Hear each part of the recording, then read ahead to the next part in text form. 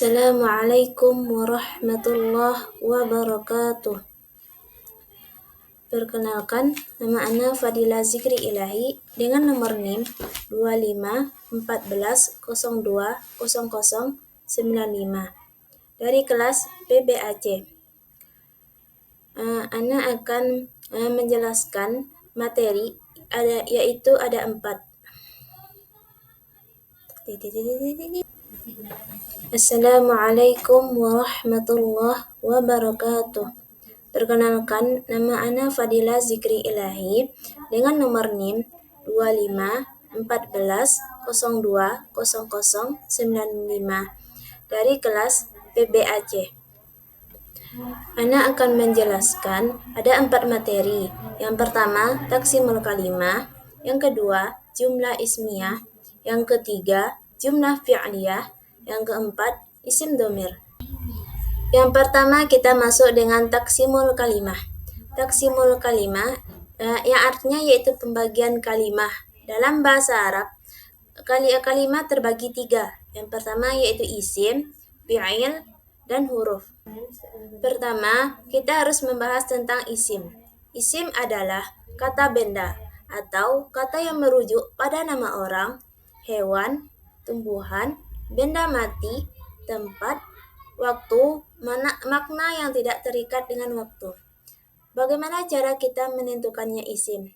Yaitu, kita harus tahu bagaimana ciri-ciri isim. Yang pertama, al-qafdu. Al-qafdu yaitu baris bawah. Contohnya, Bismillahirrahmanirrahim. Yang kedua, tanwin. Al-misal kitabun. Yang ketiga, alif lam. Al-misal alhamdulillah. Yang keempat, huruf jar. Al-misal fil madrasah. Yang kelima, huruf nida. Huruf nida atau sapaan. Contohnya, Yazid. Selanjutnya, huruf nida. Al-misal ya Zaidun. Selanjutnya, kita masuk kepada isim, macam-macam isim. Macam-macam isim terbagi 2. Yang pertama yaitu nakirah dan ma'rifah. Nakirah adalah kata benda umum yang merujuk pada sesuatu yang tidak spesifik dan bersifat global. Contohnya, baitun. Yang kedua, ma'rifah. Isim ma'rifah adalah kata benda khusus yang merujuk pada sesuatu yang spesifik, jelas, dan bersifat tertentu. Contohnya, al-baitun. Biasanya, ma'rifah ini ditandai dengan alif lam yang terletak di awal. Sekarang kita masuk tentang fi'il. Fi'il adalah kata kerja yang menunjukkan suatu kejadian, peristiwa, atau tindakan yang terikat dengan waktu, baik lampau, sekarang, maupun masa depan. Jenis-jenis fi'il. Yang pertama, fi'il madi. Fi'il madi adalah kata kerja yang menunjukkan suatu tindakan atau peristiwa yang telah terjadi di masa lampau dan telah selesai. Contohnya, jalasa. Biasanya, fi'il madi ini terdiri dari 3 huruf dan berbaris fathah ketiga-tiganya. Yang kedua, fi'il mudhari'. Fi'il mudhari' adalah kata kerja yang menunjukkan tindakan atau peristiwa yang sedang terjadi atau akan terjadi di masa depan. Contohnya, yajlisu. Fi'il madi ini biasanya ditandai dengan huruf mudhara'ah seperti ya, alif, ta, dan lain sebagainya. Yang ketiga, fi'il amar. Fi'il amar adalah kata kerja yang berbentuk perintah. Digunakan untuk memerintahkan seseorang melakukan suatu tindakan. Contohnya, ijlis. Biasanya, barisnya di akhir yaitu sukun. Sekarang, kita mengetahui bagaimana caranya menentukan bahwa itu adalah fi'il. Yang pertama, yaitu dengan cara kita menentukan ciri-cirinya. Yang pertama yaitu qad. Qad aflahal mu'minun. Yang kedua, sin. Sayaqulus sufaha. Yang ketiga, saufa. Saufa ta'lamun. Keempat, ta'id ta'nitsis sakinah. Contohnya, katabat. Sekarang kita masuk ke pembagian kalimat yang ketiga, yaitu harfun. adalah kata yang tidak memiliki makna sempurna, kecuali jika digabungkan dengan kata lain, isim atau fi'il. Bagaimana kita menentukan bahwa itu huruf? Yang pertama itu kita harus mengetahui ciri-ciri huruf. Ciri-ciri huruf yaitu tidak memiliki ciri isim atau fi'il, berfungsi untuk menghubungkan atau memberikan makna tambahan pada kalimat. Pembagian huruf ini banyak, yang di antaranya yang pertama itu huruf jar. Huruf jar biasanya yaitu huruf yang berbaris di bawah. Contoh huruf jar yaitu min ila, an ala, fi rubbah, ba kaf lam. Yang kedua, huruf nasab. Huruf nasab ini biasanya berbaris patah. Yang ketiga, huruf qasam. Huruf qasam ini adalah yaitu huruf sumpah. Contohnya waw, ba, ta. Contohnya itu wallah, ballah, dan tallah. Yang keempat yaitu huruf jazam. Huruf jazam biasanya berbaris sukun. Yang kelima, huruf ataf. Huruf ataf biasanya berbaris fathah. Pembagian huruf. Pembagian huruf ada 5. Yang pertama, huruf jar. Kerjanya mengkasrahkan setiap huruf jar yang masuk. Yang kedua, huruf nasab. Kerjanya yaitu menasabkan setiap huruf nasab yang masuk pada kalimat. Yang ketiga, huruf qasam. Huruf qasam adalah huruf sumpah. Yang keempat, huruf jazam. Kerjanya yaitu menjazamkan setiap huruf jazam yang masuk pada kalimat.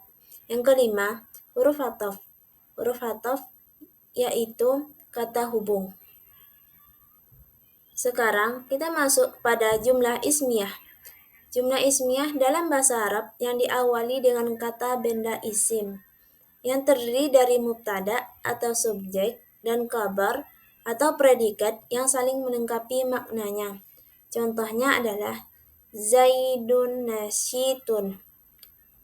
Struktur jumlah ismiyah.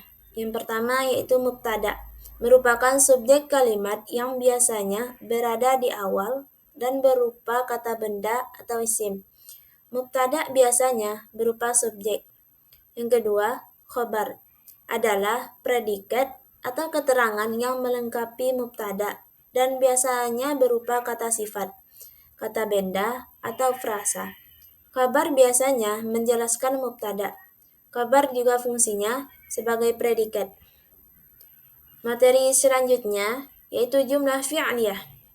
Jumlah fi'liyah adalah susunan kata dalam bahasa Arab yang diawali dengan kata kerja fi'il. Kalimat ini terdiri dari fi'il, kata kerja, dan fa'il, pelaku atau subjek, dan seringkali diikuti oleh objek atau maf'ul bih.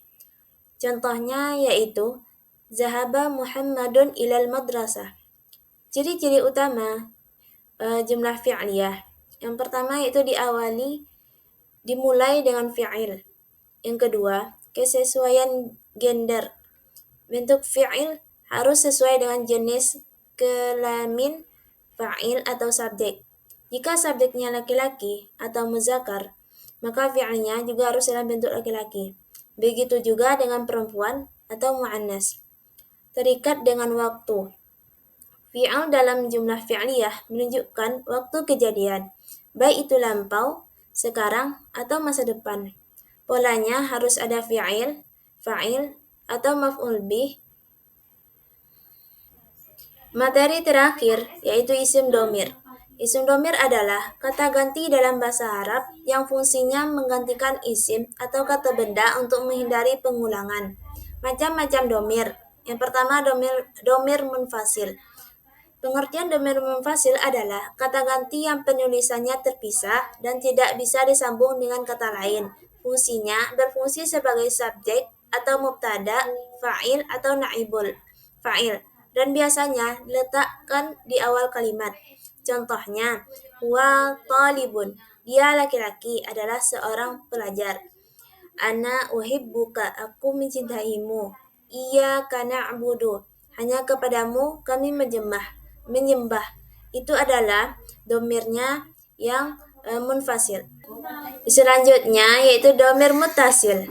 Domir muttasil adalah kata ganti yang penulisannya bersambung dengan kata sebelumnya. Fungsinya sebagai objek maf'ul bih atau menunjukkan kepemilikan atau mudhof ilaih. Contohnya akramuka, aku memuliakanmu. Kitabu, bukunya. Ra'aitahum, aku melihat mereka. Maka itu adalah isim domir dari contoh domir muttasil. Sekian penjelasan dari saya dari 4 materi. Semoga bermanfaat untuk kita semua.